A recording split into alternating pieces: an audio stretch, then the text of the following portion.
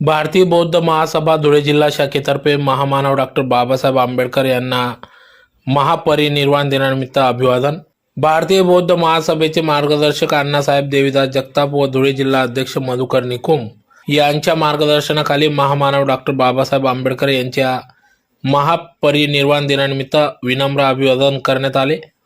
यावेळी भारतीय बौद्ध महासभेचे धुळे जिल्हा कार्याध्यक्ष दिनेश चव्हाण सर, धुळे जिल्हा सहसचिव शशिकांत आप्पा देवरे यांच्या हस्ते महामानव डॉक्टर बाबासाहेब आंबेडकर यांच्या पुतळ्यास पुष्पहार अर्पण करून अभिवादन करण्यात आले। तसेच त्रिचरण पंचशील घेऊन आदरांजली वाहण्यात आली।